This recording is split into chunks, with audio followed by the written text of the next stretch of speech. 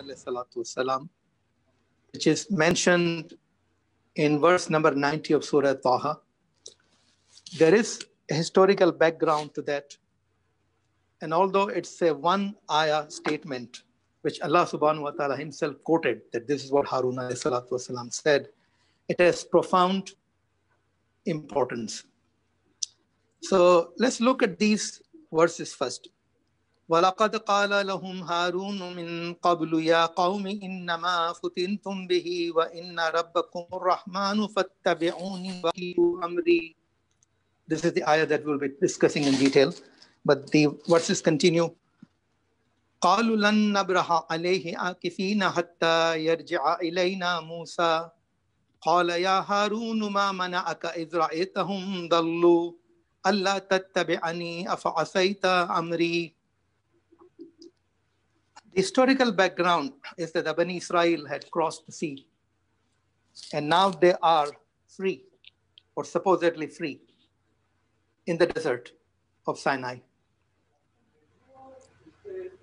An important point which is mentioned by Muhammad Asad is that when a nation has been under the yokes of slavery for centuries, its mentality doesn't change the day it achieves freedom. Mentally, it still remains a slave. And I can relate to it growing up in Pakistan, that won its independence in 1947. And the generation that migrated at the time, or the generation that came from under the imperial control and became free, didn't really become free mentally. They still continued to have that slave mentality. So that's one point that Muhammad Asad mentioned. So now they are in the desert and they're getting mano salva without having to work for it. It should be a moment of extreme gratitude and thankfulness to Allah subhanahu wa ta'ala, but it wasn't supposed to be.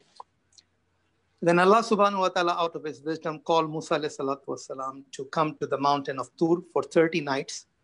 And then he added 10 more to make it 40.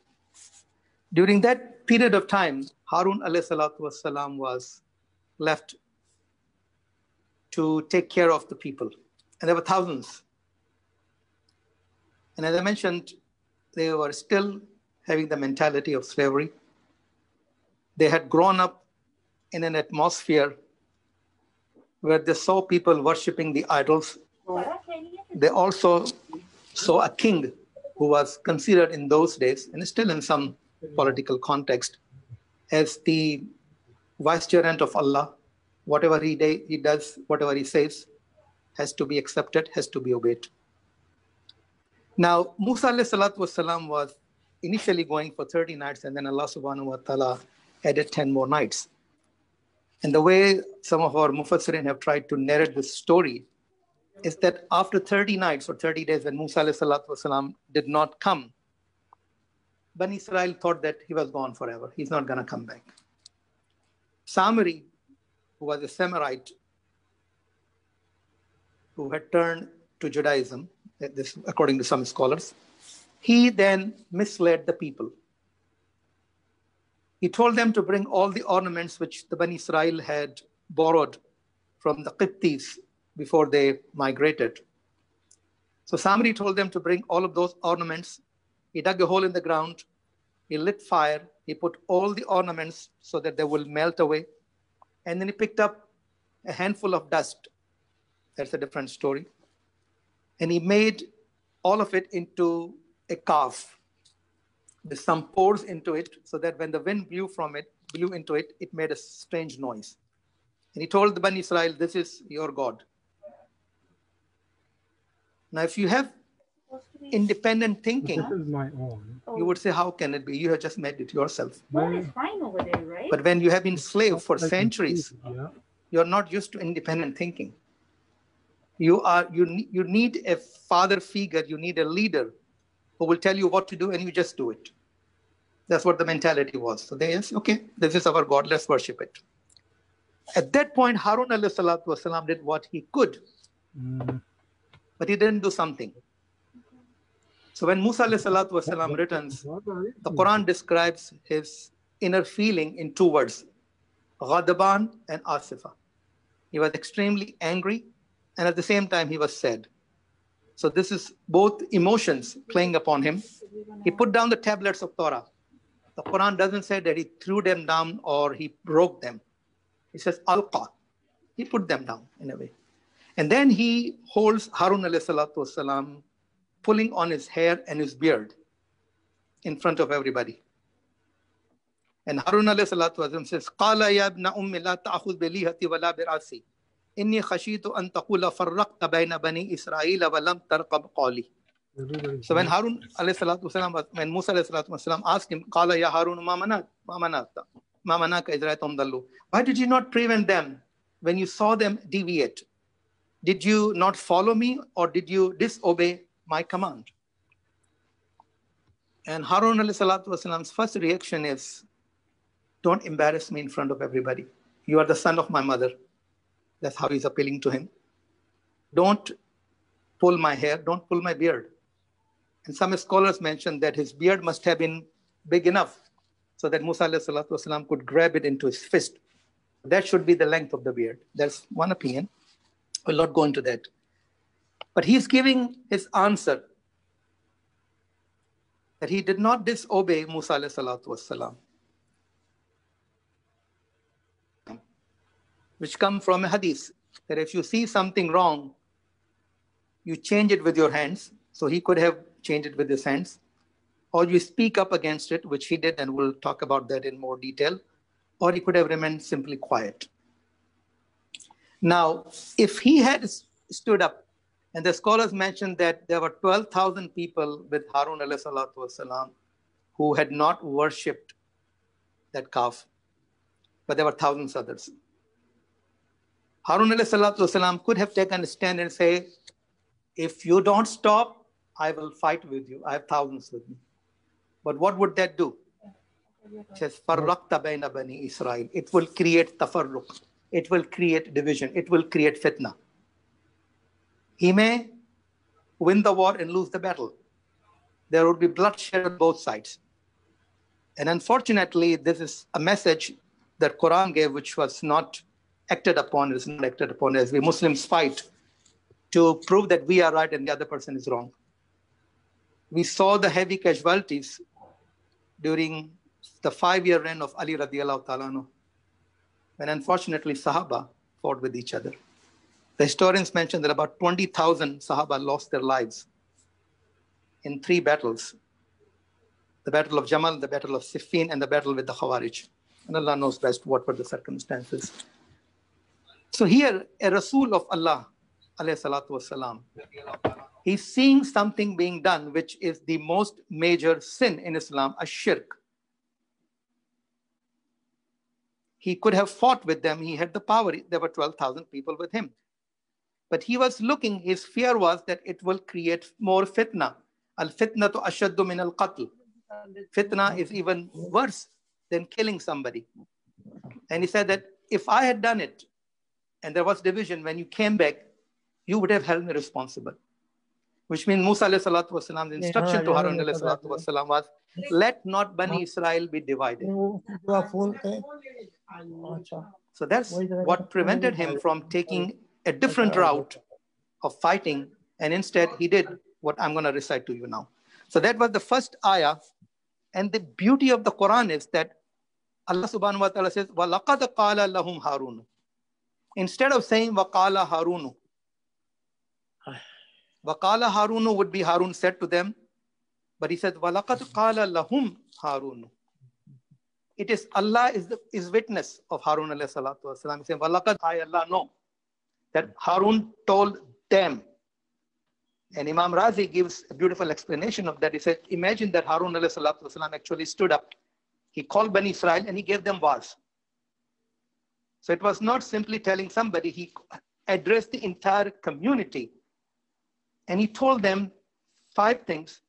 And Imam Razi said, look at the husnut tartib, the beautiful sequencing, the organization of his speech.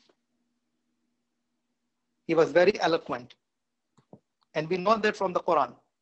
When Musa alayhi salatu wasalam was given the prophethood by Allah subhanahu wa ta'ala, he said, وَجْعَلْ لِي هَارُونَ أَخِي. Make Harun, my brother, wazir.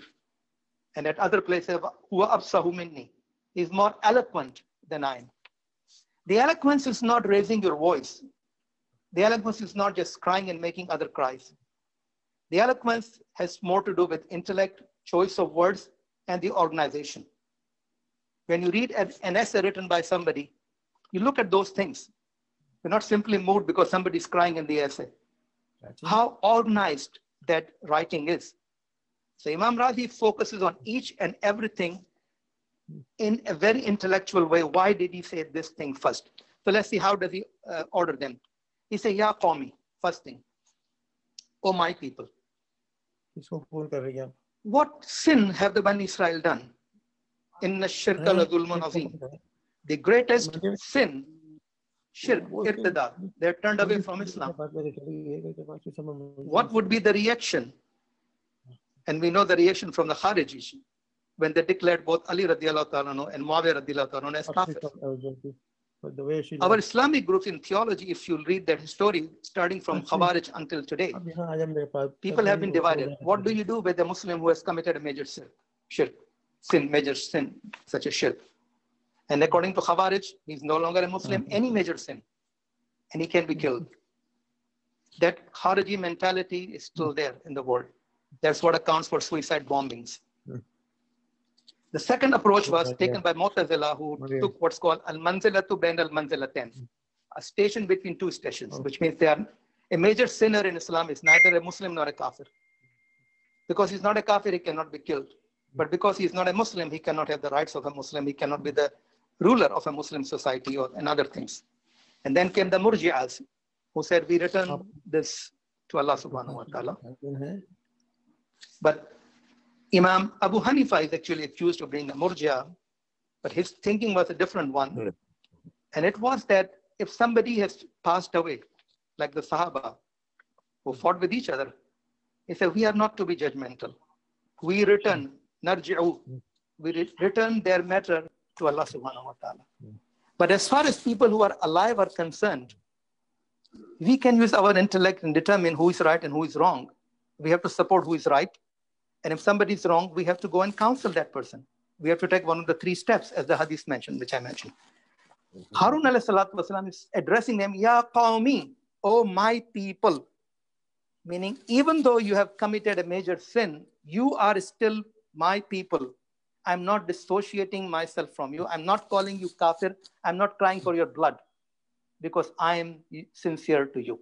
And if you read the stories of all the Anbiya in the Makkan Surah, they all stood up when they stood, they say, Ya Qawmi, oh my people. If you want to reform somebody, if you are really sincere towards somebody, you cannot cut them off. You cannot blame them. You have to deal with them in a different, wise, gentle way. If you are part of the group, you have a better chance of reforming them from inside. If you walk away, they're not going to listen to you. So first thing you say, Ya Qawmi, then it says, Innama futintum bihi. You have been put into trial. This is a very different way than saying, you did something wrong. He's not finger pointing. He's saying, you have been put into a trial. So again, if somebody has done wrong and you come and say, you are wrong, you've done something wrong, you're going to be punished, you're going to burn into hell forever. No. You have been put to a trial. And this is exactly how Allah subhanahu wa ta'ala told Musa alayhi salatu wasalam that, oh Musa, we have put your community to trial after you left. So if something wrong, if somebody does something wrong, instead of finger pointing, you could say, no, it's the circumstances that have forced you to do something like this. Otherwise, you wouldn't have done it. It's not befitting of your stature to do something like this. So this is second thing. Then he says, wa inna rabbakum ar-Rahman. And indeed, your Rabb is ar-Rahman. Why is he not saying, inna Rabbi, my Rabb? He's saying, even though you have committed a shirk, you have started worshipping somebody else, something else, Allah is still your Rabb. And he's using the highest quality of Allah subhanahu wa ta'ala, ar-Rahman. It's a ism balagha, the highest degree of mercifulness. The greater the sin, the greater it requires for you to forgive somebody. If somebody comes there and slaps me on the face, it will be very difficult for me to forgive that person. But here, Allah has created them. Allah has delivered them from Fir'aun. He has given them all the food that they need for survival. And yet, they turn away to worship something which has been created by their own hands. that requires the quality of Ar-Rahman to forgive. So he's reminding them that even though it's the greatest of sins, Allah's mercy is greater than any sin. So he's appealing to them through two things. Rabbukum, your Rabb, he's still your Rabb, and he's the most forgiving. In other words, he's telling them, come back to Allah. And then he's saying, Fattabi'uni, and then wa'atiu amri. So the two concepts in Islam are ittiba and itaat. There's a third one called taqleed. So ittiba is following, taqleed is following, itaat is obeying. There's a difference between them. According to the majority of scholars, according to some scholars, ittiba and taqleed have the same meaning. According to some, they have different meaning. That ittiba is when you follow somebody in doing something good based upon evidence. So if I say that I follow Hanafi fiqh, I'm not saying that I'm following him blindly. If it's a blind following, it's called taqleed. Like people jump on the bandwagon or dance on the streets when a leader calls them to dance. They don't even know why they're dancing. Or take to streets and start pelting stones and destroying public property, and they don't even know why I'm doing it. And there's something, I don't know whether it's true or not, that in Egypt, somebody had killed a person who was declared a non-Muslim because of his aqaid. He was a Muslim. And the judge asked him, did you kill him? He said, yes. Why did you kill him? I don't know. Somebody told me to kill him, so I killed him. So that's kind of a blind following. But ittiba, especially the Rasul, ittiba of Rasul sallallahu alaihi wasallam, how he walked, how he talked, how he sat, how he stood up, how he ate, how he slept. If you do that, Allah subhanahu wa ta'ala says, In kuntum tuhibbun Allah fattabi'uni yuhibbukum Allah wa yaghfir lakum dhunubakum. If you really claim to love Allah subhanahu wa ta'ala, then follow me, the Prophet sallallahu alaihi wasallam. And the reward of following the Prophet sallallahu alaihi wasallam is Allah's love and forgiving of sins. Here, ittiba is not that the Prophet sallallahu alaihi wasallam commanded you to do something, but you know how he did something and you do because he did it this way. That's ittiba. Or if you follow a scholar, if he gives you a fatwa, you can ask him, what's the evidence? Where does it come? Is it in the Quran? Is it in the Sunnah? Is it ijtihad? What is it? That's okay. No question about asking them. Of course, if you are in a Muslim country, you can't ask. But here you can ask. But the next thing is, Ati'u amri. Obey my command. So itaat is different. And Imam Razi mentioned that what he's trying to do is first, he's talking about Tawheed. Inna rabbukum ar-Rahman. Only Allah. Second thing, he's talking about the Nabuwa. And the Nabuwa has two aspects. Ittiba of Nabi, itaat of Nabi. And itaat is fard. But look at it. Ittiba is coming before itaat. So even in matters where a prophet has not told the community to do something, if they walk into his footsteps, it has a higher reward. There is no way of not obeying a prophet. But ittiba has a reward of love. And Quran has several verses about the itaat, which I'll talk in the second part, but I don't even know if I have enough time. There's no watch over here. Almost to the end. So, أقول قولي هذا واستغفر الله لي ولكم ولذكر الله أكبر.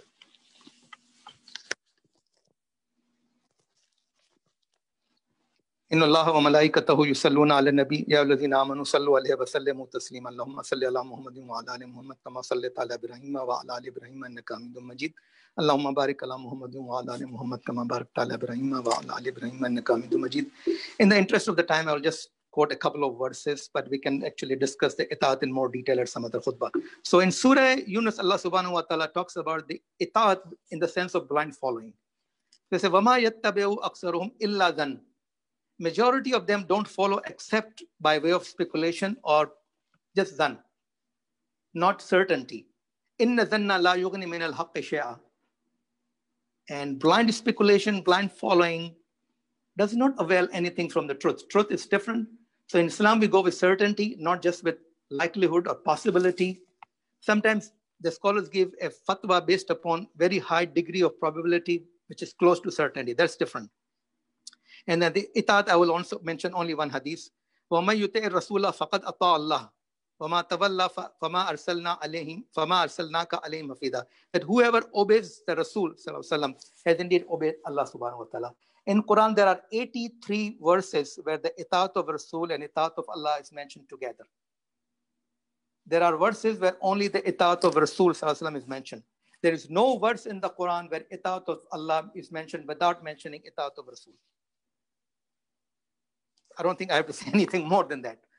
So we'll end this khutbah by making a dua for Sister Kulsum Siddiq. She was sister of Brother Farooq Mirza, who is a member of this community. In fact, Farooq Mirza is a member of our community as well. She passed away last night in Atlanta, so we'll make dua to Allah subhanahu wa ta'ala. Allahumma ighfir laha warhamha wa adkhilha fi jannatil firdaus. Oh Allah subhanahu wa ta'ala, she was a Muslimah. She was a member of the community of Muhammad sallallahu alaihi wasallam. She was a human being. We all make mistakes. If she made any mistakes, out of your bountiful mercy, please forgive her. Allah subhanahu wa ta'ala, aghfir laha. Allahumma aiza min azabil qabr wa aiza min azabil nar wa adkhilha fi jannatil firdaus ma'an nabiyina wa siddiqina wa shuhada'i wa salihin. And Allah subhanahu wa ta'ala give plenty of patience, sabr jamil, to Brother Farooq Mirza and the rest of the family.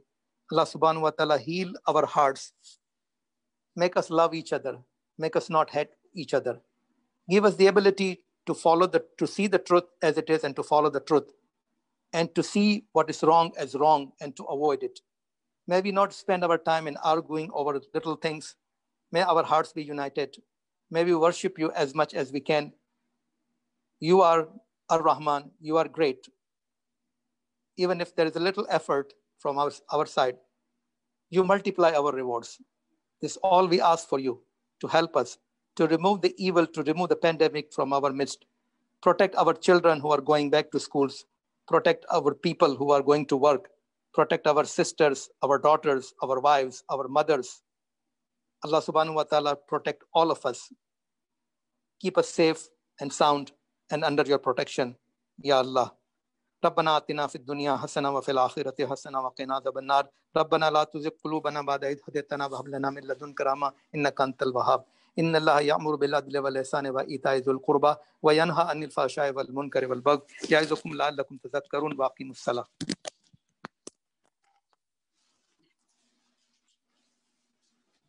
الله أكبر الله أكبر أشهد أن لا إله إلا الله أشهد أن محمدا رسول الله